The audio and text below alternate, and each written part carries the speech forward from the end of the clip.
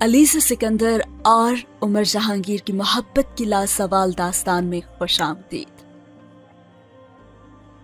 अमर bell, किस्त number 3, बाब 10।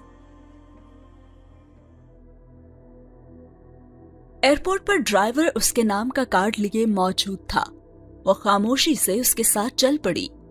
Airport से घर तक का रास्ता भी खामोशी से तय हुआ और ड्राइवर गाड़ी ड्राइव करता रहा था और वो सड़क पर नजर आने वाली ट्रैफिक देखती रही थी।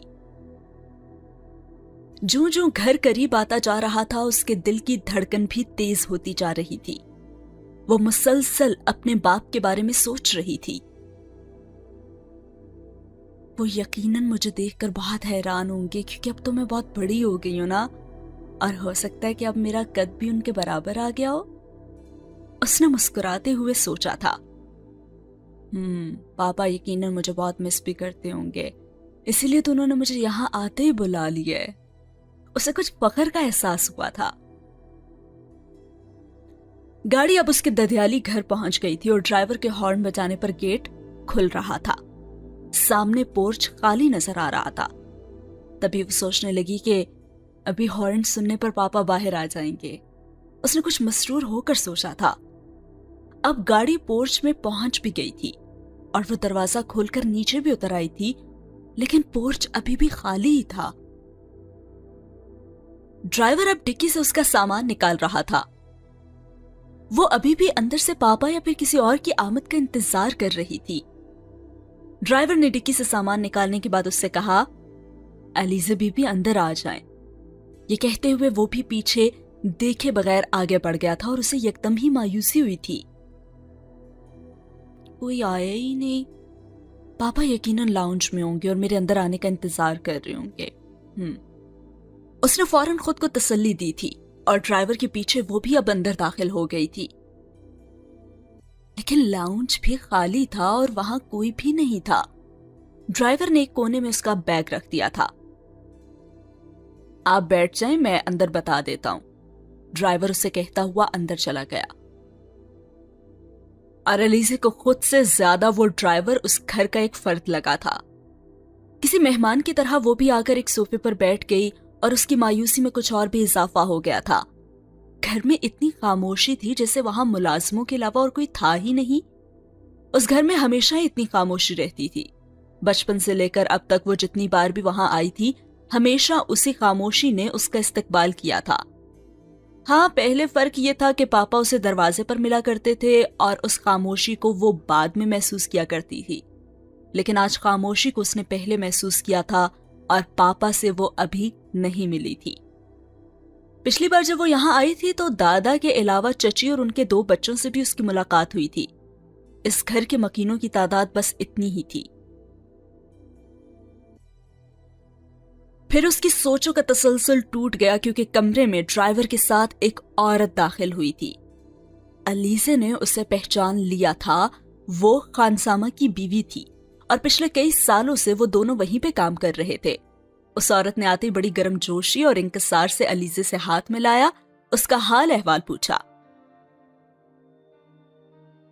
और फिर कहने लगी, सब लोग तो अभी सो रहे हैं, आधे घंटे तक ही उठ जाएंगे। साहब ने आपके आने के बारे में हमें रात को ही बता दिया था और कहा था कि जब आप आए तो मैं आपको कमरे में पहुंचा दूं और आराम करने के लिए कहूं। जरीना ने उसे आगाह किया था और अलीज़ा को एक और झटका लगा। पापा सो रहे? उसे यकीन नहीं आया था। हाँ, यहाँ सब लोग देर से ही उठते हैं, लेकिन आधे घंटे तक उठ ही जाएंगे। आप मेरे साथ आए, मैं आपको आपका कमरा दिखा देती हूँ। आप भी चाहें तो कुछ देर आराम कर लें। जरीना ने उसका बैग उठाते हुए कहा था और अब वो उसके आगे चल रही थी और अलीज़ा का सारा जोशो खरोश सर्द हो चुका था। वो खामोशी से जरीना के पीछे चलती गई और जरीना ने एक कमरे का दरवाजा उसके लिए खोल दिया था। वो कमरे तक अलीज़ा की रहनुमाई ना भी करती तब भी अलीज़ा को वो कमरा तो अच्छी तरह याद था। हमेशा यहाँ आने पर वो उसी कमरे में ठहरा करती थी। लेकिन अब कमरे की कलर स्कीम और पर्दों और कारपेट का रंग बदला जा चुका था, लेकिन सेटिंग वही थी। जरीना ने कमरे के कोने में उसका बैग रख दिया था और अलीज़ा खामोशी से बेड पर जाकर बैठ गई थी। आपके लिए चाय लाऊं? मुलाजिमा ने उससे पूछा था। نہیں، مجھے اس کی ضرورت نہیں ہے، میں کچھ دیر آرام کرنا چاہتی ہوں۔ اور کچھ بجھے ہوئے دل کے ساتھ اس نے زرینہ سے کہا تھا اور وہ سر ہلاتی اس کمرے سے نکل گئی۔ وہ چپ چاپ بیڈ پر سیدھا لیٹ گئی۔ اس نے یاد کرنے کی کوشش کی تھی کہ لاہور میں اس وقت نانو کیا کر رہی ہوں گی۔ یقیناً وہ دوپہر کا کھانا تیار کروا رہی ہوں گی۔ اسے خیال آیا تھا، اور شاید یہ بھی کہ مجھے یاد کر رہی ہوں گی۔ اس نے خود کو خوش کرنے کی کوشش کی تھی۔ اب بیڈ پر سیدھی لیٹی وہ بہت دیر تک چھت کو بے مقصد دیکھتی رہی، اور پھر اس نے آنکھیں بند کر لی۔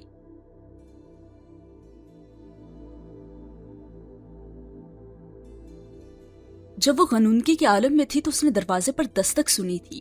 بے اختیار اس کی آنکھیں کھل گئی۔ دستک ایک بار پھر سے ہوئی اور وہ اٹھ کر بیڈ پر بیٹھ گئی۔ یس، کم ان۔ اپنے ذہن پر چھائی ہوئی غنودگی کو اس نے جھٹک کر دور کرنے کی کوشش کی تھی، اور دروازہ کھول کر خانسامہ کی بیوی اندر آئی تھی۔ علیزے بی بی، سکندر صاحب اٹھ گئے ہیں اور آپ کو بلا رہے ہیں۔ اس نے اندر آتے ہی اطلاع دی، اور علیزے بے اختیار اپنے بیڈ سے اٹھ کر کھڑی ہو گئی تھی۔ 1.5 گھنٹے پہلے کی مایوسی تو جیسے یکدم غائب ہی ہو گئی تھی، اور اس نے زرینہ سے پوچھا، پاپا کہاں ہیں؟ وہ لنچ کرنے کے لیے ڈائننگ روم میں گئے ہیں، زرینہ نے اسے بتایا تھا، اور وہ اس کے ساتھ چلتی ہوئی کمرے سے باہر آ گئی تھی۔ ڈائننگ روم میں وہ صرف اکیلے ہی ہیں؟ اس نے کوریڈور میں آ کر زرینہ سے پوچھا تھا۔ نہیں، سب لوگ وہیں ہیں، بڑے صاحب، شمامہ بی بی اور طلحہ۔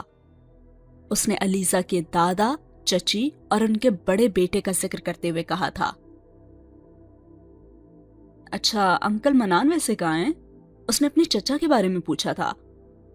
جی، چھوٹے صاحب تو فیکٹری گئے ہوئے ہیں، اور تانیہ بی بی ابھی اسکول سے ہی نہیں آئی۔ زرینہ نے گھر کے باقی 2 افراد کے بارے میں بھی اسے اطلاع دی تھی، اور وہ خاموشی سے اس کے ساتھ چلتی رہی۔ جب وہ ڈائننگ روم میں داخل ہوئی تو سب لوگ گفتگو میں مصروف تھے۔ سکندر اسے دیکھتے ہی اٹھ کر اس کی طرف آئے اور اس سے گلے ملے۔ میں تو تمہیں پہچان ہی نہیں سکا علیزہ بیٹے، تم تو اتنی بڑی ہو گئی ہو۔ انہوں نے اسے خود سے الگ کرتے ہوئے کہا تھا، اور علیزے کا چہرہ سرخ ہو گیا تھا۔ اب تو تم میرے جتنی ہو گئی ہو، انہوں نے اسے بہلاتے ہوئے کہا تھا۔ کیسی ہو تم؟ میں ٹھیک ہوں پاپا، آپ کیسے؟ اس نے جواباً پوچھا تھا۔ میں بھی بالکل ٹھیک ہوں، اور تمہیں سفر میں کوئی پرابلم تو نہیں ہوئی؟ انہوں نے اس کے گال تھپ تھپاتے ہوئے پوچھا۔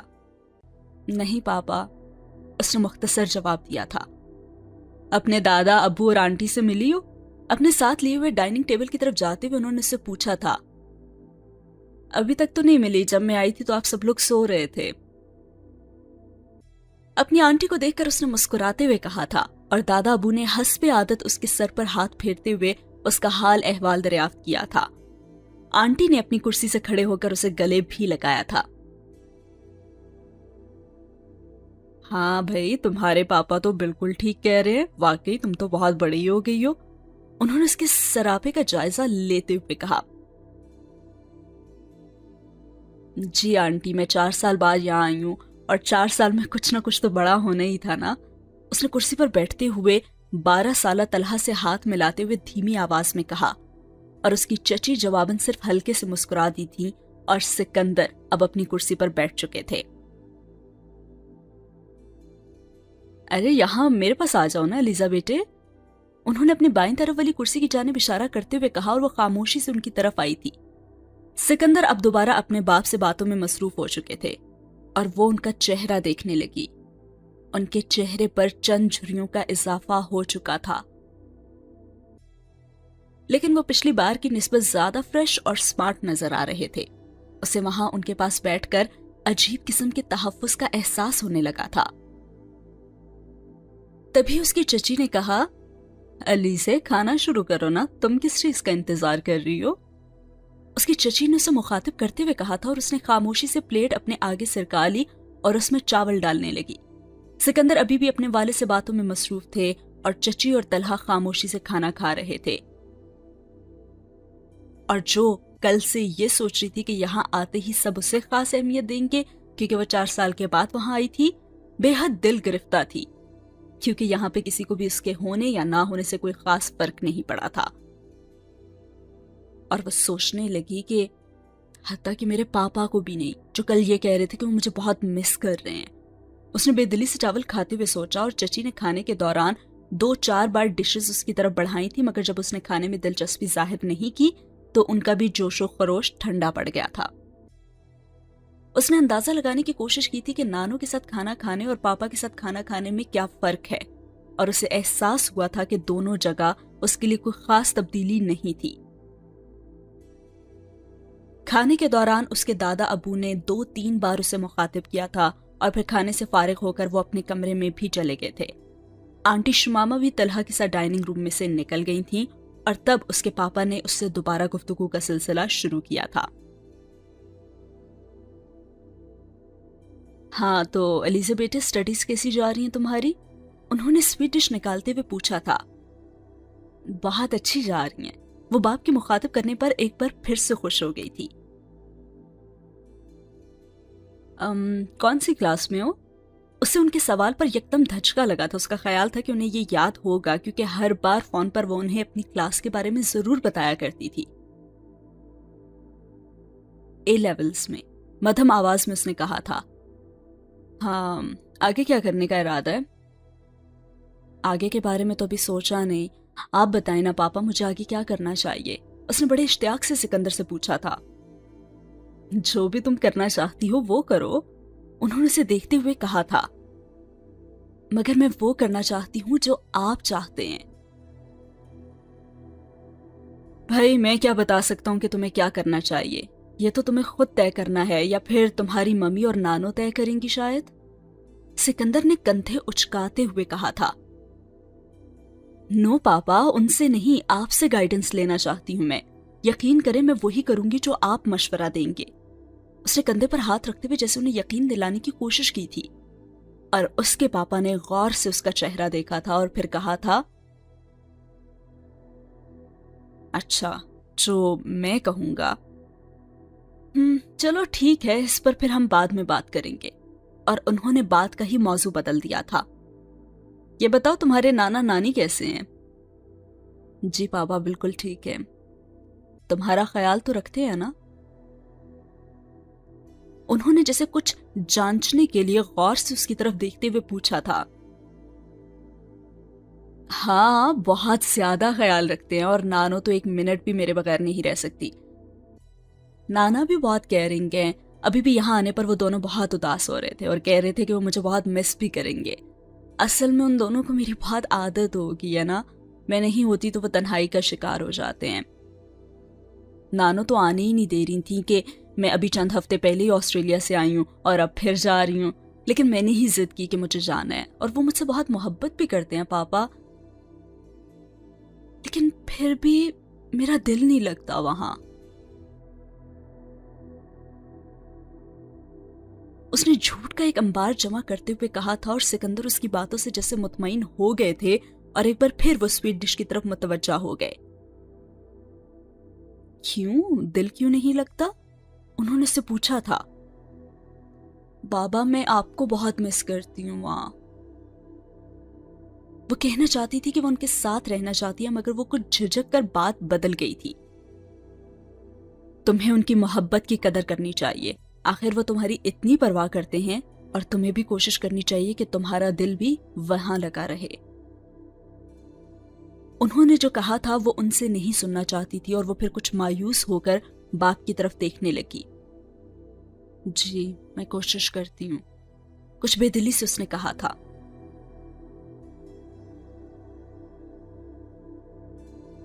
ہاں تمہاری آنٹی اپنے میکے گئی ہوئی ہیں، شام کو آ جائیں گی تو تم ان سے مل لینا، انہوں نے اسے بتایا تھا، اور الیزا نے غور سے باپ کا چہرہ دیکھا تھا۔ وہ بہت مطمئن نظر آ رہے تھے۔ وہ بھی آپ کے ساتھ آئی ہوئی ہیں؟ ہاں وہ میرے ساتھ ہی آئی ہے۔ اور وہ کچھ چپ سی ہو گئی تھی، اور اس کے باپ نے بھی اس کی خاموشی کو بغور نوٹ کر لیا تھا۔ اچھا میں تمہارے لیے کچھ چیزیں لے کر آیا ہوں، کچھ چیزیں تمہاری آنٹی نے بھی پسند کی ہیں، تو شام کو جب وہ آئیں گی تو خود ہی تمہیں دے دیں گی۔ انہوں نے جیسے اسے اطلاع دی تھی۔ ابھی مجھے ایک ضروری کام سے باہر جانا ہے، تم ایسا کرو آرام کرو یا پھر اپنی آنٹی وغیرہ سے باتیں کرو، چلو شام کو تم سے دوبارہ ملاقات ہوگی پھر۔ انہوں نے سویٹ ڈش ختم کرنے کے بعد ٹیبل سے کھڑے ہوتے ہوئے کہا تھا، اور وہ بھی خاموشی سے ان کے ساتھ کھڑی ہو گئی تھی۔ تو کیا میں اسی طرح ان کے ساتھ یہاں ایک ہفتہ گزاروں گی؟ اپنے کمرے میں جانے کے بعد اس نے کچھ دل گرفتگی سے سوچا تھا، پاپا کو پتا ہونا چاہیے نا کہ میں 4 سال کے بعد ان سے مل رہی ہوں، کیا ان کے پاس میرے لیے تھوڑا سا بھی وقت نہیں ہے؟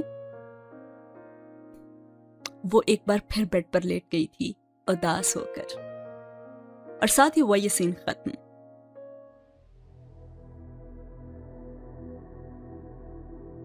وہ 3 سال کی تھی جب اس کے والدین کے درمیان طلاق ہو گئی تھی، اور طلاق کی وجوہات پر دونوں میں سے کسی نے بھی روشنی ڈالنا پسند نہیں کیا تھا، اس لیے وہ نہیں جانتی تھی کہ ان کے والدین کے درمیان کون سے اختلافات تھے۔ ان دونوں سے یہ سوال پوچھنے کی ہمت وہ کبھی بھی نہیں کر سکی تھی، مگر نانو سے اس نے چند ایک پر یہ سوال پوچھا تھا، اور ملنے والا جواب اس کی تسلی نہیں کر سکا تھا۔ وہ ہمیشہ یہی کہتی تھی کہ ان دونوں کے درمیان انڈرسٹینڈنگ نہیں ہوئی تھی،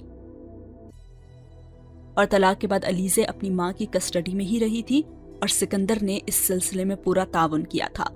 طلاق کے 1 سال کے اندر علیزے کی ممی کی دوسری شادی ہو گئی تھی، اور تب یہ طے پایا گیا تھا کہ علیزے اپنی نانا اور نانی کے ساتھ رہے گی۔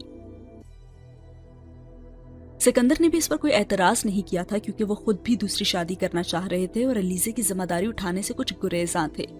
ان کے اپنے گھر میں ایسا کوئی نہیں تھا جو علیزے کو پال سکتا ہو، اور وہ اسے اتنی چھوٹی عمر میں اپنے ساتھ مسقط بھی نہیں لے جا سکتے تھے، اور نہ ہی وہ لے جانا چاہتے تھے، کیونکہ یہ ایک بہت بڑی ذمہ داری تھی۔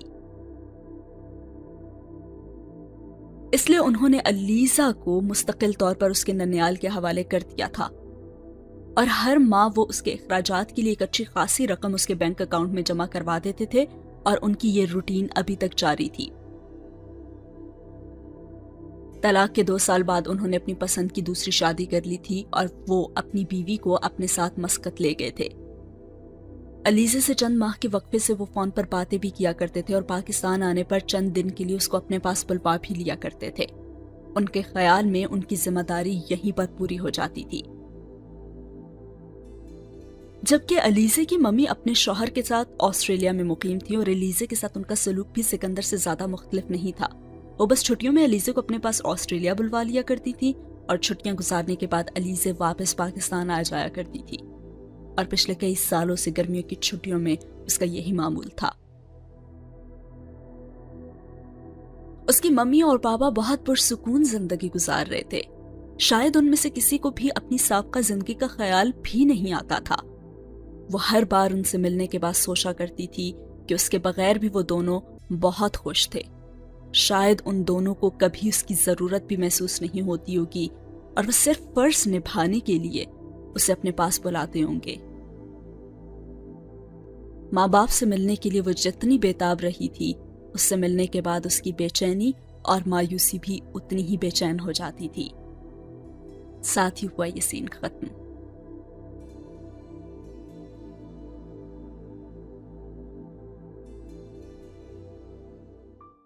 اگلے سین میں وہ جس وقت دوبارہ بیدار ہوئی تھی، اس وقت شام ہو رہی تھی، اور وہ اپنا بیگ کھول کر اس نے اپنے کپڑے نکالے تھے، اور نہانے کے لیے وہ باتھ روم میں چلی گئی تھی۔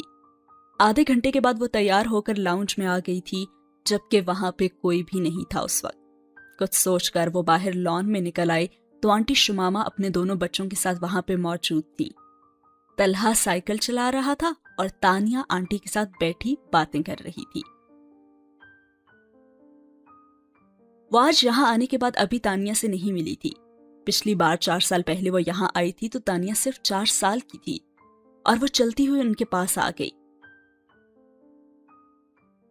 آنٹی شمامہ نے تانیہ سے اس کا تعارف کروایا تھا، اور علیزے نے اپنا ہاتھ بڑھایا اور تانیہ نے کچھ شرماتے ہوئے ہاتھ ملا لیا۔ پھر وہ کرسی کھینچ کر ان کے پاس بیٹھ گئی، اور کچھ دیر تک تینوں خاموش رہے تھے، اور پھر علیزے نے پوچھا، آنٹی انکل منان ابھی تک واپس نہیں آئے؟ نہیں، وہ تو 9 بجے کے قریب ہی آتے ہیں۔ اور ایک بار پھر خاموشی چھا گئی، اور علیزے کی طرح شاید آنٹی شمامہ بھی اسی الجھن میں گرفتار تھی کہ اس سے کیا بات کی جائے، اور ایک بار پھر علیزے نے ہی پہل کی۔ اور پاپا کب تک آ جاتے ہیں؟ وہ تو ابھی تمہاری آنٹی کو لینے گئے ہیں، اور میرا خیال ہے کہ کچھ ہی دیر میں آ جائیں گے۔ آنٹی نے اسے بتایا تھا، اور پھر اس نے پوچھا کہ دادا ابو کہاں ہیں؟ पापा गोल्फ खेलने गए हैं और वो अभी आने ही वाले होंगे। अलीज़ा एक बार फिर अगले सवाल की तलाश में सरगर्दां थी, मगर इस बार आंटी शुमामा ने उसकी मुश्किल हल कर दी और कहने लगी, कराची कैसा लगा तुम्हें? फौरी तौर पर उसकी समझ में नहीं आया कि वो क्या जवाब दे। सुबह एयरपोर्ट से घर तक देखे जाने वाले कराची के बारे में वो क्या तबसरा कर सकती थी आखिर। तभी कहने लगी कि अच्छा है। उसने मुख्तसर जवाब दिया था, मिलने आ जाया करो कभी कभी, तुम तो सिर्फ तब आती हो जब तुम्हारे पापा आए होते हैं। उन्होंने जैसे शिकवा किया था या फिर दावत दी थी, वो अंदाजा नहीं कर सकी। उसे अंदाजे लगाने में कभी भी, और वैसे भी उसे अंदाजे लगाने में कभी भी महारत नहीं होती थी। वो उनसे ये नहीं कह सकी कि उसे सिर्फ पापा के आने पर ही बुलाया जाता है, और वो फिर खामोश रही। अच्छा ये बताओ, अपनी मम्मी से मिलती रहती हो? उन्होंने अचानक पूछा था और अलीज़ा ने उन्हें देखा। वो बहुत मुतजस्सिस नजर आ रही थी। जी, मम्मी के पास तो जाती ही रहती हूँ, हर साल छुट्टियां वहीं उनके पास ही गुजारती हूँ। वो चाहती हैं कि मैं उनके पास वहीं रहूं, लेकिन ये मुझे बहुत मुश्किल लगता है, क्योंकि यहाँ नाना और नानो है ना, वो मेरे बगैर बिल्कुल अकेले हो जाएंगे, और उनके बगैर भी मेरा कहीं और दिल ही नहीं लगता। इसलिए मैं हर बार मम्मी को नाराज करके वापस आ जाती हूँ। और उसने एक बार फिर झूठ का जाल बुनना शुरू किया था, लेकिन आंटी शुमामा ने भी जवाबन कुछ नहीं कहा था और कहने लगी, कितने दिन के लिए आई हो यहाँ? कुछ देर बाद उन्होंने अचानक पूछा था। ये तो पापा पर ही डिपेंड करता है, वो चाह रहे हैं कि जब तक यहाँ है मैं उनके पास ही रहूं। उसने जैसे जाल को एक और गिरा लगाई थी। यानी कि 2 हफ्तों के लिए, शुमामा आंटी ने कहा था, और अलीज़ा कुछ हैरान हुई थी। क्या पापा इस पर सिर्फ 2 हफ्तों के लिए आए हैं? अरे नहीं, सिकंदर भाई को तो आए हुए ये कोई 4था महीना है। अब तो वो 2 हफ्ते बाद वापस जा रहे हैं। आंटी शुमामा ने भी उसका चेहरा देखते हुए बड़े पुरसुकून अंदाज में कहा था, और गिरहा यकदम जैसे खुल गई थी और अलीज़ा को बुरी तरह से झटका लगा था। 4 माह से पापा यहाँ हैं? यानी मेरे ऑस्ट्रेलिया जाने से भी बहुत पहले पापा पाकिस्तान आए थे, और तब फोन पर बात करने के बावजूद उन्होंने मुझे नहीं बताया था। उन्हें मेरा ख्याल इस वक्त आया जब वो वापस जा रहे हैं। वो बस सोच रही थी, कुछ बोल नहीं सकी। क्या वाकई पापा को बिल्कुल मेरी जरूरत महसूस नहीं होती? उसने फिर से सोचा। लेकिन कल उन्होंने मुझसे कहा था कि वो मुझे मिस करते हैं, तो क्या वो भी झूठ बोल रहे थे? और वो उलझ के रह गई। ऐसा भी क्या, मैं पापा की इकलौती बेटी हूं? ये कैसे हो सकता है कि पापा मुझे मिस ना करते हो? हाँ, हो सकता है वो वाकई मसरूफ हों। उसने एक बार फिर खुद को बहलाने की कोशिश की थी, और आंटी शुमामा उससे कुछ कह रही थी। वो चौंक कर उनकी तरफ मतवज्जा हुई। सिकंदर भाई अगले साल पाकिस्तान ही शिफ्ट हो रहे हैं, और उसके लिए यह खबर भी हैरान कुन थी। पापा ने तो मुझे नहीं बताया, उसने सोचा था। अगले साल आंटी? उसने आंटी शुमामा से पूछा। हाँ, अगले साल तक उनका घर मुकम्मल हो जाएगा। आज शायद वाकई अलीज़े के लिए हैरानियों का दिन था। पापा घर बनवा रहे हैं? उसने शुमामा आंटी से पूछा। हाँ, घर तो उन्होंने पिछले साल बनवाना शुरू कर दिया था, अब तो काफी हद तक मुकम्मल भी हो गया है। अगले साल तक फर्निशिंग भी हो जाएगी, तो वो पाकिस्तानी शिफ्ट हो जाएंगे। और वो गुमसुम सी बैठी आंटी शुमामा की बातें सुन रही थी, और सिकंदर ने तो इस बात का जिक्र उससे नहीं किया था। और फिर वो सोचने लगी कि हो सकता है कि उनके जहन से निकल के आओ, और अभी उनसे मेरी कोई तफसीली बात भी कहाँ हुई है। शायद वो मुझे खुद ही बता दें। हमेशा की तरह उसने खुद को गलत फहमियों में मुब्तला करना शुरू कर दिया था। नहीं, पिछले साल तो मेरी पापा से बात हुई थी, और उन्होंने एक बार भी इस बात का जिक्र नहीं किया था कि वो पाकिस्तान शिफ्ट होना चाह रहे हैं। वो चाहने के बावजूद भी मुतमईन नहीं हो सकी थी, और गेट पर हॉर्न की आवाज सुनाई दी थी। ओह देखो, लगता है तुम्हारे पापा आ गए हैं। शुमामा आंटी ने गेट की जानिब देखते हुए कहा था, और वो भी गेट की जानिब मुतवज्जा हो गई थी, जहां खुले गेट से एक गाड़ी अंदर दाखिल हुई थी। अब गाड़ी पोर्च में जाकर रुकी थी, और फिर उसने गाड़ी में से अपने पापा और उनकी बीवी को उतरते हुए भी देखा था। اور پچھلی سیٹ کا دروازہ کھول کر اس کے چھوٹے دونوں بھائی گاڑی سے اتر رہے تھے۔ اب اس وقت پاپا نے اپنی بیوی سے کوئی بات کی تھی اور وہ لان کی طرف متوجہ ہوئی تھی، اور پھر علیزے نے پاپا کے ساتھ انہیں اپنی جانب بھی آتے ہوئے دیکھا تھا، اور ان کے قریب آنے پر علیزے اپنی کرسی سے اٹھ کھڑی ہوئی تھی۔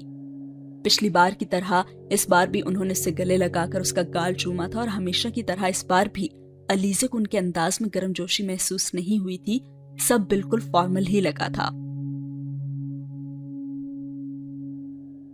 حسن بیٹا ادھر آؤ، علیزے سے آ کر ملو۔ اس کی دوسری ممی اب اپنے بیٹوں کو آواز دے کر بلا رہی تھی۔ وہ دونوں قریب آ گئے تھے اور ان کے پیچھے موجود وجود نے علیزے کو حیران کر دیا تھا۔ حسن اور احسن نے پاس آ کر علیزے سے ہاتھ ملائے تھے، لیکن اس کی نظریں اسی وجود پر مرکوز رہی تھیں۔ اس نے پاپا کو اس ننھی سی 3.5 سالہ بچی کو اٹھاتے اور پھر اس کا گال چومتے ہوئے دیکھا تھا، اور پھر اس نے اپنے پاپا کو یہ بھی کہتے ہوئے سنا تھا، علیزے یہ مریم ہے، تمہاری چھوٹی بہن، اور مریم یہ تمہاری آپی ہیں۔ لیکن وہ صرف اپنے پاپا کے چہرے کو دیکھ رہی تھی۔ وہ دم سادھے مریم کے بجائے پاپا کو دیکھ رہی تھی، ایسے جیسے ساری خالی جگہیں اس کے وجود کے بغیر ہی پر کر لی گئی تھی۔ شاید اسی لیے پاپا نے مجھے مس نہیں کیا، کیونکہ اب صرف میں ہی نہیں، ان کی ایک اور بیٹی بھی ہے جو ہر وقت ان کے پاس ان کے سامنے رہتی ہے، اور جسے اب بھی وہ گود میں اٹھائے کھڑے ہیں، اور دیکھو اس کا چہرہ بھی چومتے ہیں۔ وہ کوشش کے باوجود چہرے پر کوئی مسکراہٹ نہ لا سکی، اور وہ صرف خاموشی سے پاپا اور مریم کو دیکھتی رہی، جو ایک دوسرے کے ساتھ بہت خوش نظر آ رہے تھے۔ اور پھر اس کے پاپا نے اچانک کہا، میرا خیال ہے اب اندر چلنا چاہیے، یہاں تو بہت اندھیرا ہو گیا ہے۔ ہاں ٹھیک ہے، اندر چلتے ہیں، شماما آنٹی نے اٹھتے ہوئے کہا تھا، اور وہ خاموشی سے ان سب کی پیروی کرنے لگی تھی، اور ساتھ ہی وہ یہ بھی سوچ رہی تھی کہ پاپا کو اب کبھی میری ضرورت نہیں پڑے گی، ہر نہ ہی میں یاد آؤں گی، کیونکہ اب تو ان کی فیملی مکمل ہو گئی ہے نا، میرے لیے اب ان کے پاس بھی کوئی جگہ نہیں ہے، اور اہمیت تو شاید مریم کی آمد کے ساتھ ہی میری ختم ہو گئی تھی۔ اب یہ ایک مکمل فیملی ہے، علیزے کے بغیر بھی۔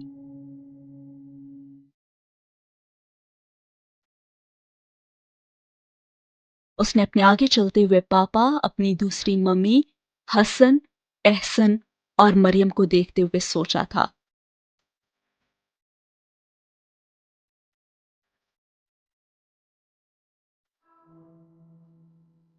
میں تو ان کے لیے ایک ایکسٹرا چیز ہوں، اور پاپا نے مجھے مریم کے بارے میں بتانا بھی ضروری نہیں سمجھا۔ سب لوگوں نے خود ہی مجھے اپنی زندگی سے خارج کر دیا ہے، ممی نے، پاپا نے، اور شاید نانا اور نانوں نے بھی۔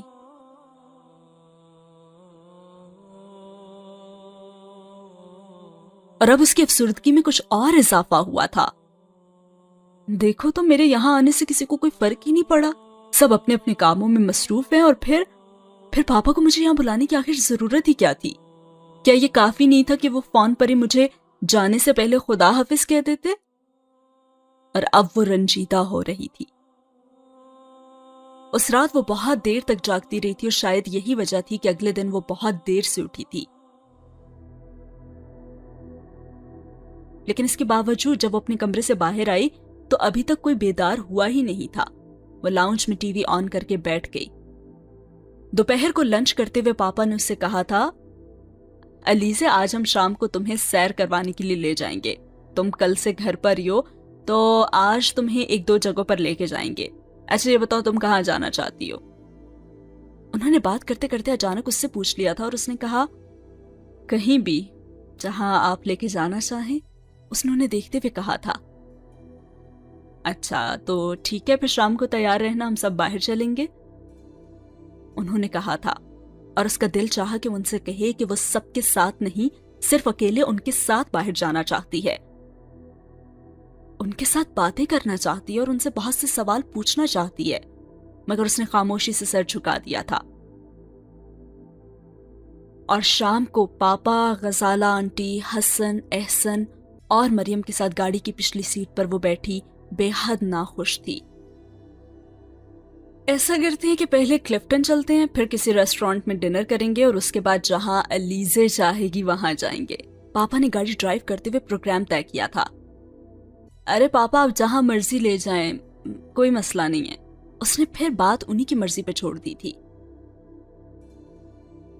اور پھر احسن نے کہا پاپا ایسا کرتے ہیں کہ ڈنر کے بعد آپ ہی کو اپنا گھر دکھانے چلتے ہیں، آپ ہمارا گھر دیکھ کر نا حیران ہو جائیں گی۔ احسن نے دوسرا جملہ اس سے کہا تھا اور گاڑی میں یکدم خاموشی چھا گئی تھی۔ شاید پاپا احسن سے اس تجویز کی امید نہیں کر رہے تھے۔ ٹھیک ہے نا پاپا، آپ ہی کو گھر دکھانے چلیں گے۔ احسن نے پاپا کی خاموشی کو رضامندی سمجھتے ہوئے کہا تھا اور الیزا منتظر تھی کہ پاپا احسن کی بات کے جواب میں کچھ نہ کچھ تو کہیں گے، مگر انہوں نے کچھ بھی نہیں کہا تھا اور وہ خاموش رہے تھے۔ 9 بجے وہ لوگ ایک ریسٹورانٹ میں گئے، وہاں پہ انہوں نے ڈنر کیا اور اس کے بعد جب گاڑی میں بیٹھے تو احسن نے ایک بار پھر شور مچا دیا۔ پاپا اب ہم اپنے گھر جائیں گے، آپ ہی کو گھر دکھانا ہے نا؟ ہاں ٹھیک ہے، وہیں جا رہے ہیں، مجھے یاد ہے۔ اس نے پاپا کی مدھم سی آواز سنی تھی۔ انہوں نے گاڑی کا رخ موڑتے ہوئے بیک ویو مرر سے الیزے کو دیکھا تھا اور وہ کھڑکی سے باہر دیکھ رہی تھی، اور سکندر اس کے چہرے سے بھی کوئی اندازہ لگانے میں ناکام رہے تھے۔ تقریباً آدھے گھنٹے کی ڈرائیو کے بعد الیزے نے ایک چھوٹے سے بنگلے کے سامنے گاڑی رکتے ہوئے دیکھی تھی اور دروازے پر ایک چوکیدار موجود تھا جس نے دروازہ کھولا تھا۔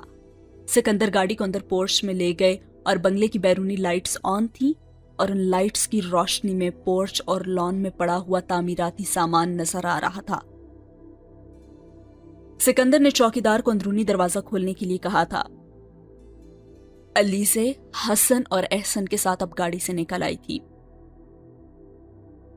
اور چند ہی لمحوں کے لیے پاپا سے اس کی خفگی بھی ختم ہو گئی تھی، کیونکہ گھر کو دیکھتے ہوئے اسے خوشگوار احساس نے گھیر لیا تھا۔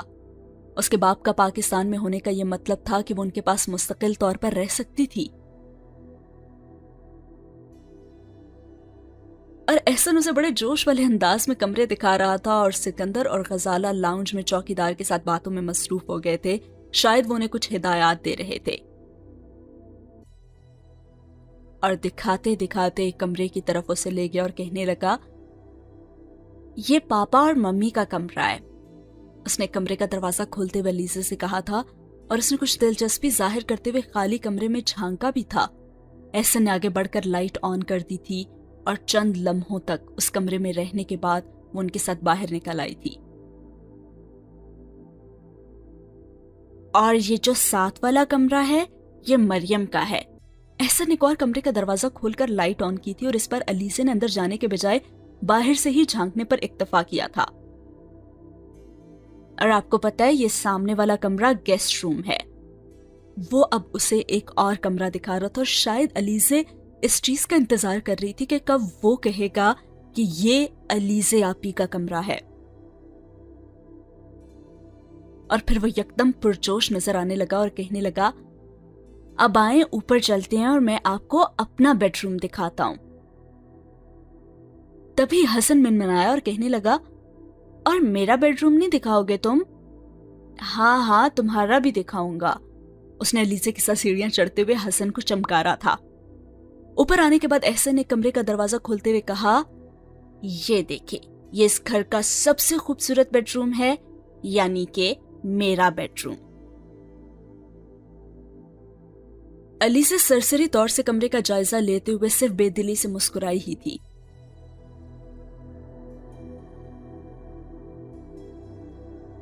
اور یہ بھی دیکھیں، یہ میرا بیڈ روم ہے۔ حسن اتنی دیر میں ایک اور کمرے کا دروازہ کھول چکا تھا اور اس کے پیچھے الیزا بھی اس کمرے میں داخل ہو گئی تھی۔ اچھا ٹھیک ہے، بس اب نیچے چلتے ہیں، احسن نے اس کے پیچھے آ کر کہا تھا اور اسے ایک دم جھٹکا لگا تھا۔ احسن، میرا بیڈ روم کہاں ہے؟ اس نے احسن کے کمرے سے نکلتے ہوئے کچھ اشتیاق سے احسن سے پوچھا تھا۔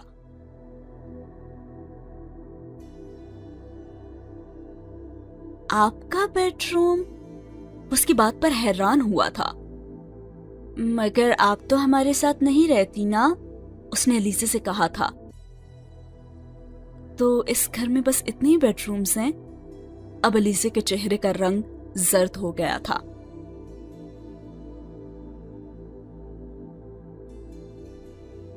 ہاں بس اتنے ہی بیڈ رومز ہیں۔ آپ کو ہمارا گھر اچھا لگا نا؟ اس نے بات کرتے ہوئے الیزے سے پوچھا تو وہ کہنے لگی ہاں۔ اس نے ہونٹ بھینچتے ہوئے کہا تھا۔ وہ ان دونوں کے ساتھ ایک بار پھر نیچے لاؤنج میں آ گئی تھی۔ پاپا پاپا آپ ہی پوچھ رہی تھیں کہ میرا بیڈ روم کہاں ہے؟ حسن نے نیچے آتے ہی پاپا کو اطلاع دی تھی اور الیزے کی نظریں سکندر سے ملی تھیں اور وہ بڑی مہارت سے نظریں چرا گئے تھے۔ گیسٹ روم ہے نا، تم جب بھی آیا کرو گی تو تم وہاں رہ سکتی ہو، سکندر نے کمال فیاضی کا ثبوت دیتے ہوئے کہا تھا۔ اور پھر وہ کہنے لگا میرا خیال ہے کہ اب ہمیں چلنا چاہیے۔ وہ کہہ کر غزالہ کے ساتھ باہر کی طرف بڑھ گئے تھے اور وہ بھی احسن اور حسن کے ساتھ دروازے کی طرف جانے لگی تھی۔ سڑک پر گاڑی ڈرائیو کرتے ہوئے سکندر نے اس سے پوچھا تھا کہ تمہارا کالج کب کھلے گا؟ اس سیٹرڈے کو پاپا، اس نے باہر سڑک گھورتے ہوئے کہا تھا۔ تو اس کا مطلب ہے کہ جمعرات کو تمہاری سیٹ بک کروا دینی چاہیے تاکہ تم جمعے کو ریسٹ کر سکو جا کر، اور پھر ہفتے سے تو تمہیں کالج بھی جوائن کرنا ہوگا نا؟ اور وہ چپ چاپ ان کی سیٹ کی پشت کو دیکھتی ہی رہی تھی۔ تبھی احسن نے سکندر کو یاد دہانی کروائی تھی کہ تو پاپا ہم مری کب جائیں گے؟ آپ نے تو کہا تھا کہ ہم بدھ کو اسلام آباد چلے جائیں گے۔ ہاں بیٹا، وہ پروگرام پہلے تھا، اب تمہاری آپ ہی آئی ہوئی ہیں تو ظاہر ہے انہیں اکیلے چھوڑ کر تو نہیں جا سکتے نا، سکندر نے احسن سے کہا تھا۔ تو ہم الیزے آپی کو بھی ساتھ مری لے جاتے ہیں نا، پھر تو کوئی پرابلم نہیں ہوگا نا پاپا؟ احسن نے ایک ہی سیکنڈ میں جسے حل پیش کر دیا تھا۔ اور اس بار سکندر کی جگہ غزالہ نے اپنے بیٹے کو تنبیہ کرتے ہوئے کہا نہیں بیٹا، تمہاری آپی کی چھٹیاں ختم ہو رہی ہیں اور انہیں کالج بھی جانا ہے، اور ہمیں تو مری میں ویسے بھی کچھ دن لگ جائیں گے نا۔ ویسے ایسا کرتے ہیں نا سکندر کہ آپ ہم لوگوں کو اسلام آباد بھیج دیں اور آپ بعد میں آ جائیے گا۔ ہاں یہ ہو سکتا ہے، تو پھر ٹھیک ہے، میں تم لوگوں کی سیٹیں بھی بک کروا دیتا ہوں، سکندر نے کچھ سوچتے ہوئے کہا تھا۔ پاپا آپ جمعرات کے بجائے میری کل ہی سیٹ بک کروا دیں، اس نے مدھم سی آواز میں سکندر کو مخاطب کرتے ہوئے کہا تھا۔ کیوں کل کی سیٹ کیوں؟ سکندر نے جواباً اس سے پوچھا۔ بس پاپا میں واپس جا کر تھوڑا پڑھنا چاہتی ہوں، پوری چھٹیاں بھی میں کچھ نہیں پڑھ سکی، اور اب 2-3 دن میں کتابوں کو پڑھنے کی میں کوشش کروں گی نا۔ ارے نہیں الیزا، ابھی تم کل ہی تو آئی ہو اور اتنی جلدی چلی جاؤ گی، غزالہ نے بہت پیار بھرے انداز میں اس سے کہا تھا۔ جی، نانو اور نانا بھی مجھے بہت مس کر رہے ہوں گے، اور اس بار تو میں چھٹیوں میں ان کے ساتھ زیادہ وقت بھی نہیں نہ گزار سکی، اس نے ایک اور وجہ دی تھی۔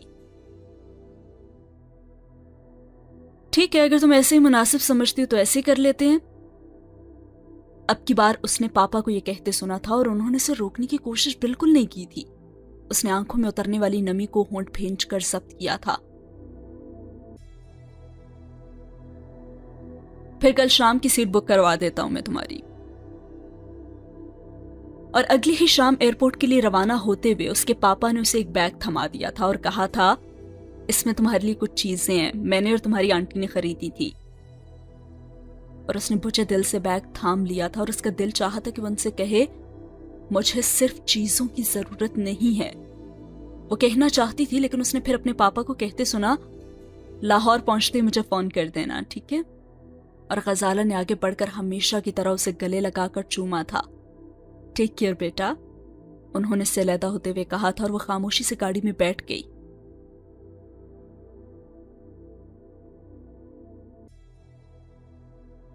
ایئرپورٹ پر پہنچ کے اس نے نانو کو فون کیا تھا اور اسے اپنے آنے کی اطلاع دیتے ہوئے ڈرائیور کو بھیجنے کے لیے کہا تھا، اور پھر نانو کی کسی بھی سوال سے بچنے کے لیے اس نے جلدی سے فون رکھ دیا تھا۔ یہاں پہ ہوا سین ختم، اور اگلے سین میں نانو نے اس کا استقبال کرتے ہوئے پہلا سوال یہی کیا تھا کہ تمہیں تو ابھی وہاں بہت دن رہنا تھا نا بیٹا، اب 2 ہی دن میں واپس آ گئی؟ اور وہ کچھ حیران ہوئی تھی نانو نے ہمیشہ کی طرح آتے ہی اسے گلے نہیں لگایا تھا اس بار۔ ہاں بس میرا ہی دل نہیں لگا وہاں، پاپا تو بہت اصرار کر رہے تھے کہ میں ابھی واپس نہ جاؤں، وہ تو مجھے کچھ دن کے لیے مری بھی لے جانا چاہ رہے تھے بس، لیکن میں ہی بور ہو گئی وہاں پہ۔ اچھا ٹھیک ہے، سو جاؤ تم ابھی۔ نانو یکدم اٹھ کر چلی گئی تھی اور وہ کچھ اور الجھ گئی تھی۔ نانو نے تو اس سے کھانے کا بھی نہیں پوچھا تھا اور نہ ہی نانا اس سے ملنے کے لیے آئے تھے، بلکہ صرف ایک جملہ کہہ کر وہ اٹھ گئی تھی۔ وہ الجھے ہوئے ذہن کے ساتھ اپنے بیڈ روم میں آ گئی تھی اور کپڑے بدلنے کے بعد وہ بیڈ پر لیٹ گئی تھی، اور شاید اس وقت وہ واقعی سو جانا چاہتی تھی۔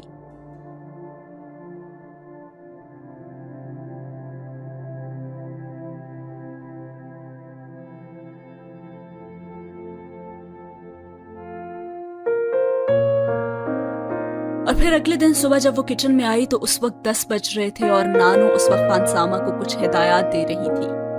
وہ اندر آئی تو کہنے لگی، السلام علیکم نانو۔ اس نے کچن میں داخل ہوتے ہوئے نانو کو مخاطب کیا تھا۔ وعلیکم السلام، آؤ بیٹھو۔ انہوں نے اسے دیکھے بغیر ہی اس کے سلام کا جواب دیا تھا۔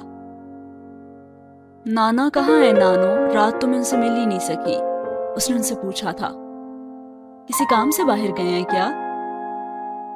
پتا نہیں بیٹا، اسے ان کی آواز ایک بار پھر بہت ترش محسوس ہوئی تھی۔ اچھا نانو، مجھے بریک فاسٹ کرنا ہے، اس نے کہا تھا۔ ہاں میں مرید سے کہہ دیتی ہوں، وہ تیار کر دیتا ہے، انہوں نے خانسامہ کا نام لیتے ہوئے کہا تھا، اور وہ کچن میں پڑی ہوئی ڈائننگ ٹیبل کی کرسی کھینچ کر بیٹھ گئی۔ تم جا کے ڈائننگ روم میں بیٹھو نا، نانو نے اچانک تیز آواز میں اسے جھڑکتے ہوئے کہا تھا، اور اس کے لیے ان کا یہ رد عمل غیر متوقع تھا۔ چند لمحوں تک تو وہ سمجھنے کی حالت میں ہی نہیں رہی اور ان کا چہرہ دیکھتی رہی۔ تم نے سنا نہیں کہ میں نے کیا کہا ہے؟ اور اس بار ان کی آواز پہلے سے زیادہ سخت تھی اور علیزے کا چہرہ سرخ ہو گیا اور وہ چپ چاپ کچن سے نکل کر ڈائننگ روم میں آ گئی۔ نانو کی ڈانٹ اس کے لیے کوئی نئی چیز نہیں تھی، مگر اسے آج یہ ڈانٹ بلا جواز ہی لگی تھی۔ خانسامہ نے ڈائننگ ٹیبل پر اس کے لیے ناشتہ لگانا شروع کر دیا تھا، لیکن اب اس کی بھوک اڑ چکی تھی۔ وہ چند لمحے تک بے مقصد خانسامہ کو ناشتہ لگاتے دیکھتی رہی اور پھر کھڑی ہو گئی۔ مرید بابا، مجھے ناشتہ نہیں کرنا۔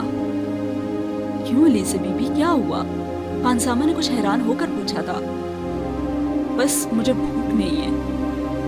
بی بی آپ ناشتہ کر لیں، آج کل بڑی بیگم صاحبہ تو ویسے ہی بہت غصے میں رہتی ہیں، آپ اس طرح اٹھ کر چلی جائیں گی تو وہ مجھ سے بھی ناراض ہو جائیں گی، خانسامہ نے دبی ہوئی آواز میں اس سے کہا تھا۔ نانو کو کیا ہوا ہے؟ اس نے خانسامہ سے پوچھا۔ یہ تو پتہ نہیں، لیکن جب سے عمر صاحب، اس کی بات ادھوری ہی رہ گئی۔ نانو اس وقت ڈائننگ روم میں داخل ہوئی تھی اور خانسامہ جلدی سے ڈائننگ سے نکل گیا تھا۔ اوہ، عمر نے ضرور میرے بارے میں کوئی نہ کوئی بات بتائی ہوگی انہیں یا کہی ہوگی۔ اسے ایک دم طیش آیا، یہ نانا اور نانو کو بھی مجھ سے چھین لینا چاہتا ہے اور مجھ سے دوستی کے دعوے کرتا ہے۔ تبھی نانو نے اس سے کہا، ناشتہ کیوں نہیں کر رہی تم؟ نانو نے اندر داخل ہوتے اسے کھڑے دیکھ کر کہا تھا، اور ایک بار پھر ان کا لہجہ بہت کھردرا تھا۔ نانو آپ مجھ سے ناراض ہیں؟ اس نے بالآخر ان سے بات کرنے کا فیصلہ کر ہی لیا تھا۔ میرے پاس اتنا فالتو وقت نہیں ہے کہ میں ہر ایک سے ناراض ہوتی پھروں، تم بیٹھ کر ناشتہ کر لو بس۔ اور ان کے جملے نے اسے اور بھی ہرٹ کیا تھا۔ مجھے کچھ نہیں کھانا۔ ہاں ٹھیک ہے، نہیں کھانا تو مت کھاؤ، اب میں تمہاری منتیں تو نہیں کر سکتی نا۔ مرید، ڈائننگ ٹیبل پر سے یہ چیزیں اٹھا لو تم۔ انہوں نے خانسامہ کو بلند آواز میں بلایا تھا اور علیزہ دم بخود سی انہیں دیکھتی رہی تھی، اور پھر وہ سوچنے لگی کہ نانو نے میرے ساتھ کبھی ایسا نہیں کیا، تو پھر آج کیا بات ہوگی ہے؟ میرے 3 دن کی غیر حاضری میں ایسی کیا بات ہوگی کہ میرے ساتھ اس طرح سے پیش آنے لگ گئی ہیں؟ وہ ساکت کھڑی بس سوچتی ہی رہی۔ تم سے مجھے کچھ باتیں کرنی ہیں، ایسا کرو میرے بیڈ روم میں آ جاؤ۔ نانا نے مرید کو بلانے کے بعد ایک بار پھر اسے مخاطب کرتے ہوئے کہا تھا، اور وہ کسی معمول کی طرح انہی کے پیچھے ڈائننگ روم سے نکل گئی تھی، اور ان کے پیچھے ان کے کمرے کی طرف جاتے ہوئے اس کا ذہن مسلسل یہ اندازے لگانے کی کوشش میں مصروف تھا کہ ان کی ناراضگی کی وجہ کیا ہو سکتی ہے، اور کیا اب اپنے بیڈ روم میں وہ اسی بارے میں بات کریں گی؟ اور یہیں پہ باب نمبر 10 ہوتا ہے ختم۔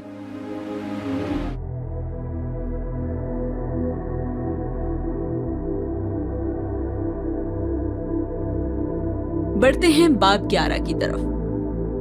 وہ کچن سے واپس لاؤنج میں آ گئی تھی اور وہاں آ کر اس نے شہلا کو اس کے موبائل پر کال کی تھی۔ ہیلو شہلا، میں علیزے ہوں، اس نے رابطہ قائم کرتے ہوئے کہا تھا۔ ہاں علیزے، تم آج یونیورسٹی کیوں نہیں آئی؟ نہیں، آج میں یونیورسٹی نہیں آؤں گی۔ کیوں بھائی، کیا ہوا؟ طبیعت تو ٹھیک ہے نا تمہاری؟ شہلا کی آواز میں تشویش تھی۔ ہاں میں بالکل ٹھیک ہوں، بس دیر سے جاگی ہوں نا تو یونیورسٹی کا ٹائم نکل گیا ہے۔ رات کو پڑھتی رہی ہو نا تم؟ نہیں یار، پڑھتی کہاں رہی ہوں، تمہیں بتایا تو تھا کہ عمر آ رہا ہے اور ساری رات میں اور نانو اسی کا انتظار کرتی رہی۔ اچھا، تو کیا آ گیا وہ؟ ہاں بہت لیٹ آیا تھا۔ کیا حال ہے اس کا؟ ابھی تو میری اس سے کوئی ملاقات نہیں ہوئی، میں تو انتظار کرتے کرتے سو ہی گئی تھی اور وہ میرے سونے کے بعد ہی آیا تھا، اور ابھی میں جاگی ہوں تو وہ سو رہا ہے۔ لنچ سے کچھ دیر پہلے اٹھے گا تو بات ہوگی۔ میں نے تمہیں اس لیے فون کیا تھا کہ تمہیں انفارم کر دوں، ورنہ تم خامخواہ پریشان ہوتی رہتی نا، علیزے نے وضاحت کی تھی۔ اچھا صحیح ہے، کل تو آؤ گی نا تم یونیورسٹی؟ ہاں بابا، کل تو ضرور آؤں گی۔ اوکے، خدا حافظ۔ خدا حافظ۔ شہلا نے دوسری طرف سے موبائل آف کر دیا تھا اور شہلا کو فون کرنے کے بعد وہ اپنے کمرے میں آ گئی تھی۔ اس نے 2 دن پہلے ملنے والی ایک اسائنمنٹ پر کام کرنا شروع کر دیا تھا، مگر بار بار اس کا ذہن عمر ہی کی جانب جا رہا تھا۔ کسی نہ کسی طرح 12 بجے تک وہ اس اسائنمنٹ کو لکھتی رہی تھی اور پھر اٹھ کر ایک بار پھر کچن میں آ گئی تھی۔ نانو شامی کبابوں کے لیے بنایا جانے والا مسالہ چیک کر رہی تھیں اور علیزہ نے بہت عرصے کے بعد انہیں اس جوش و خروش کے ساتھ کچن میں کام کرتے ہوئے دیکھا تھا، اور وہ مسکراتی ہوئے باہر لان میں آ گئی۔ کچھ پھول اور شاخیں کاٹنے کے بعد وہ ایک بار پھر ڈائننگ روم میں آ گئی تھی اور وہاں اس نے انہیں ڈائننگ ٹیبل پر پڑے ہوئے گلدان میں ارینج کرنا شروع کر دیا تھا۔ وہ ترتیب مکمل کر چکی تھی اور ٹیبل سے فالتو پھول اور شاخیں اکٹھی کر رہی تھی جب اس نے ڈائننگ روم میں وہی مخصوص مردانہ آواز سنی، اور وہ آواز کس کی تھی؟ آف کورس عمر ہی کی تھی۔ ہیلو علیزے، اور وہ کچھ گڑبڑا گئی تھی۔ ڈائننگ ٹیبل کی دوسری طرف ایک کرسی کی پشت پر وہ اپنا کوٹ لٹکا رہا تھا۔ وہ دم سادے اسے دیکھتی رہی۔ وہ اب ٹیبل پر اپنا موبائل اور سن گلاسز رکھ رہا تھا، اور گزرے ہوئے چند سالوں نے اس میں کچھ تبدیلیاں تو کر ہی دی تھی۔ اس کا ہیئر سٹائل بدل گیا تھا۔ سول سرونٹس کے ہیئر کٹ میں وہ بہت سوبر لگ رہا تھا۔ وائٹ شرٹ کے ساتھ نیلی ٹائی لگائے وہ بہت فارمل گیٹ اپ میں تھا۔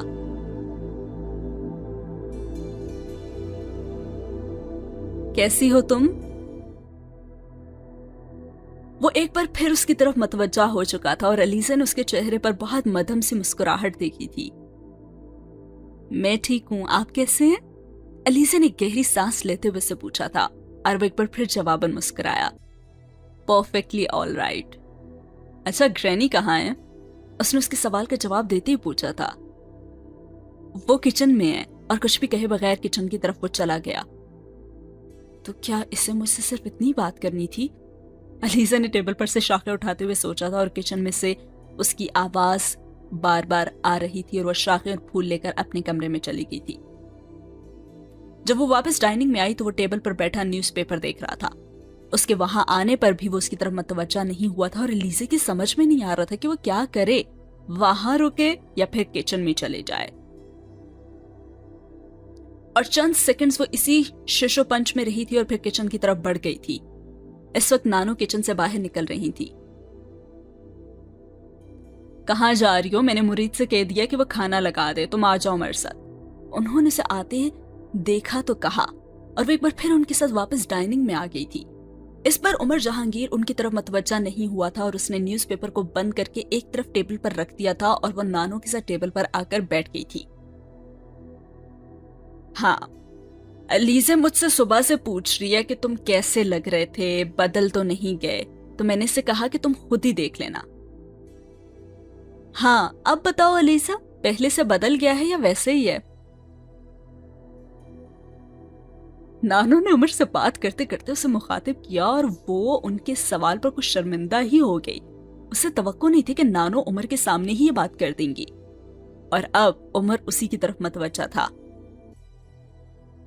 क्यों अलीज़े, क्या मैं कुछ बदला हूं? अब वो उससे पूछ रहा था,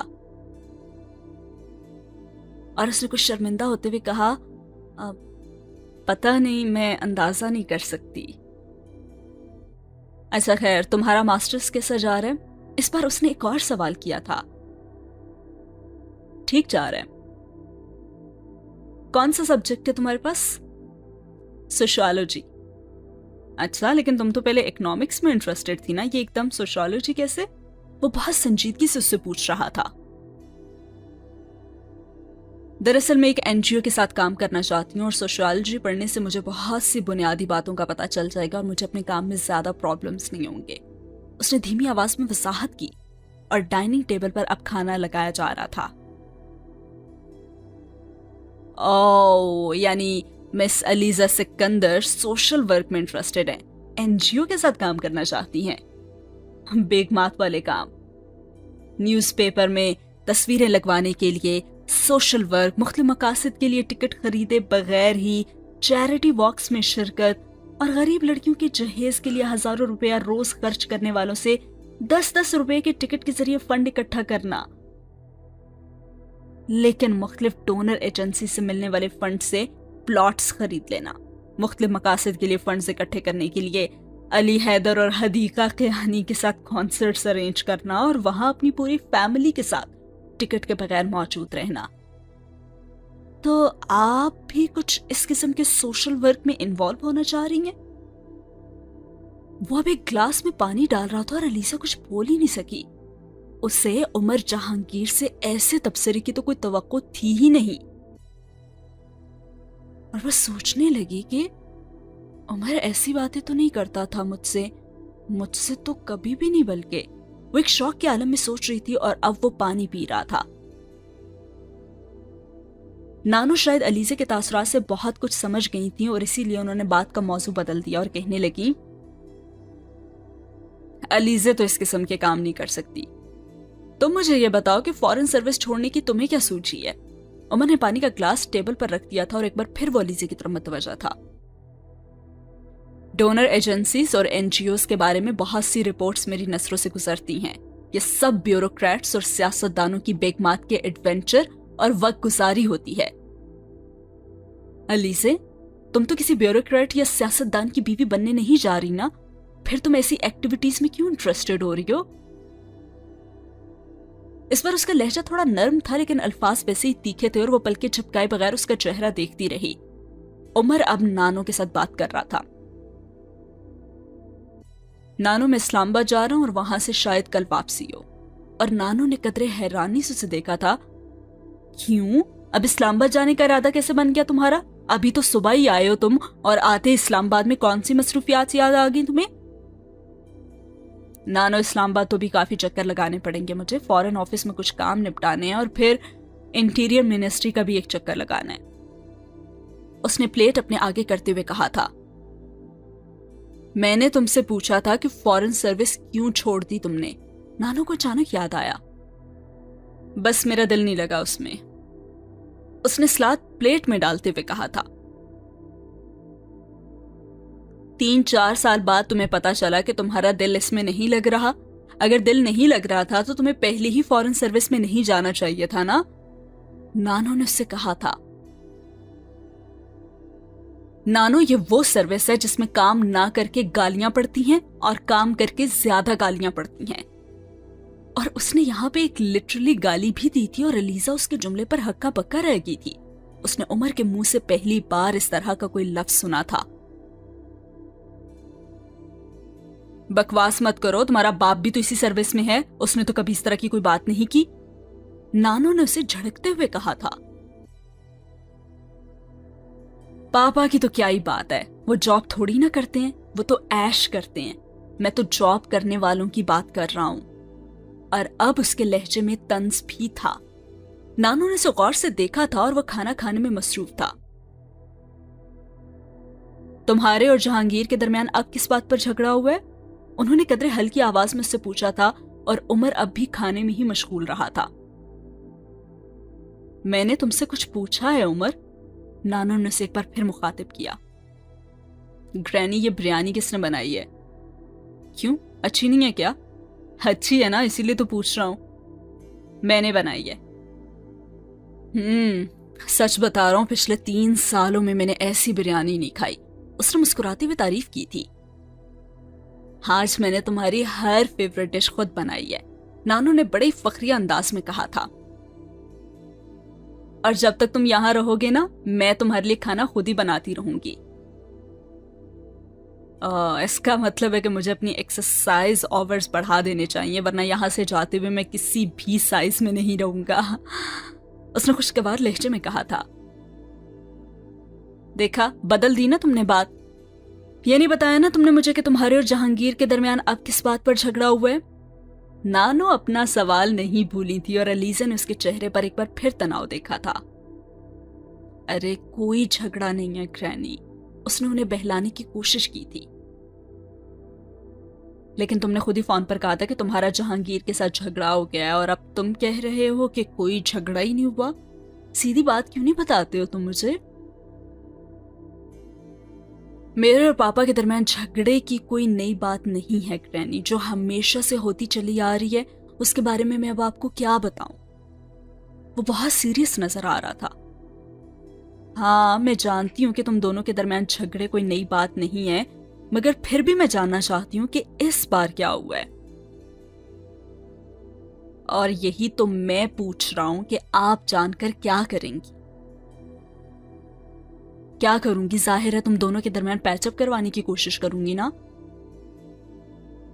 کم آن گرینی، آپ کیا پیچ اپ کروانے کی کوشش کریں گی؟ اور اب آپ کو اس معاملے میں انوالو ہونے کی ضرورت ہی کیا ہے بھلا؟ اس نے ایک ہلکا سا کہکہا لگایا. ارے کیوں انوالو ہونے کی ضرورت نہیں ہے؟ آخر تم دونوں کے ساتھ پرابلم ہی کیا ہے؟ ہاں ہم دونوں کے ساتھ پرابلم یہ ہے کہ ہمیں ایک دوسرے کے ساتھ غلط رشتے میں باندھ دیا گیا ہے. مجھے ان کا بیٹا ہونے کے بجائے باپ ہونا چاہیے تھا اور انہیں میرا بیٹا ہونا چاہیے تھا. پھر ہر پرابلم نا بڑی ہی دوستانہ انداز میں حل ہو جاتی. بلکہ میرا خیال ہے کہ پھر پرابلم پیدا ہی نہ ہوتی، کیونکہ میں اتنا ڈومینیٹنگ اور کمانڈنگ قسم کا باپ بننے کی کبھی کوشش ہی نہ کرتا جتنا کہ پاپا کرتے ہیں. اچھا کام ڈاؤن کام ڈاؤن. باپ سے بار بار جھگڑا کرنا بھی کوئی اچھی بات نہیں ہوتی. اور بیٹے سے بار بار جھگڑا کرنا کیا اچھی بات ہوتی ہے گرینی؟ اوہ خدایا، میں اسی لیے تو تم سے پوچھ رہی ہوں کہ مجھے جھگڑے کی وجہ بتاؤ تاکہ میں جان سکوں کہ غلطی کس کی ہے. گرینی اب اس کا کوئی فائدہ نہیں ہے. میں نے اسی لیے فورن سروس چھوڑ دیا کہ ان سے کبھی میرا آمنا سامنا ہی نہ ہو. ٹھیک ہے؟ کیا کیا کیا تم نے فورن سروس جہانگیر کی وجہ سے چھوڑی ہے؟ جی ہاں. اب آپ کو پتہ چل گیا نا؟ باپ سے جھگڑ کر تم نے فورن سروس چھوڑ کر آگے. عجیب بے وقوف قسم کے آدمی ہو تم تو. نانو بہت ہی حیران نظر آ رہی تھی. گرینی اسی لیے میں آپ کو نہیں بتا رہا تھا. پلیز اس وقت مجھے کھانا کھا لینے دیں. اس وقت میں اپنا موڈ خراب نہیں کرنا چاہتا. میں بعد میں واپس آ کر آپ کو سب کچھ بتا دوں گا نا. علیزہ نے عمر کو بڑے خشک لہجے میں کہتے سنا تھا اور نانو کو اس کی بات پر بالکل ہی خاموشی چھا گئی تھی اور وہ اپنی پلیٹ صاف کرنے کے بعد اب سویٹ ڈش اٹھا رہا تھا. اتنی جلدی کیوں سویٹ ڈش کھا رہے ہو؟ تم نے تو بریانی اور کبابوں کے علاوہ اور کسی چیز کو چکھا ہی نہیں ہے. بس گرینی باقی چیزوں کو واپس آ کر چکھ لوں گا، فی الحال تو میں اتنا ہی کھا سکتا ہوں. وہ اب سویٹ ڈش نکال رہا تھا اور نانو کے اصرار کے باوجود بھی اس نے کوئی دوسری چیز نہیں کھائی تھی. گرینی آپ ڈرائیور سے کہہ دیں کہ مجھے ایئرپورٹ چھوڑ آئے اور میرا سارا سامان کل پرسوں تک آ ہی جائے گا. اس نے نیپکن سے منہ پونچھتے ہوئے کہا تھا. ہاں تم اس کی بالکل فکر مت کرو. یہ بتاؤ کہ کل کس وقت آؤ گے تم؟ रात तक आ जाऊंगा, 8-9 बजे तक। और वो टेबल से खड़ा हो गया था।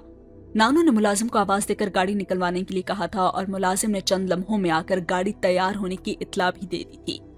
उमर ने अपना कोट पहन लिया था और फर्श पर पड़ा हुआ ब्रीफकेस मुलाजिम को थमा दिया था।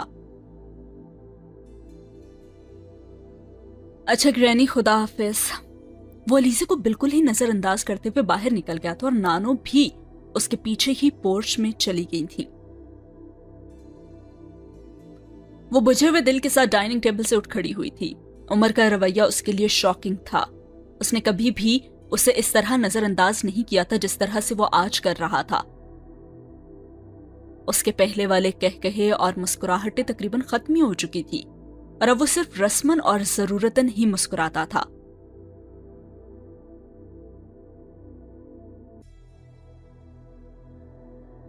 नानो अब वापस अंदर आ चुकी थी और एलिजा खानसामा को जिस वक्त चाय का कहकर वापस आई तो वह लाउंज में फोन पर किसी से बात कर रही थी।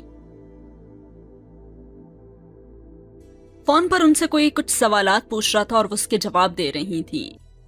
हाँ, इस्लामाबाद गया है, कल रात को ही होगी। हाँ, मेरा ख्याल तो है। नहीं, ये कंफर्म नहीं है।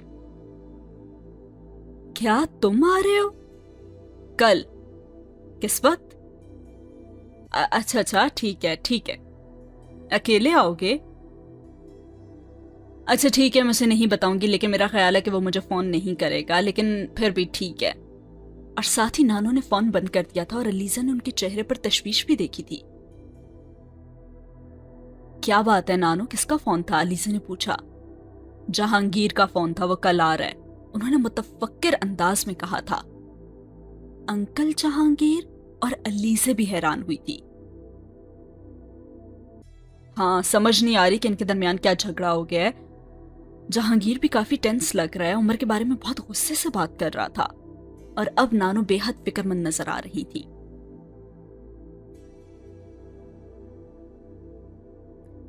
और इसी के साथ बाब 11 भी हो चुका है खत्म। बाब 12 हम स्टार्ट करेंगे अगले एपिसोड में। जरूर बताइएगा कि आज की एपिसोड कैसी लगी और चैनल को सब्सक्राइब करना ना भूलिएगा। अल्लाह हाफिज।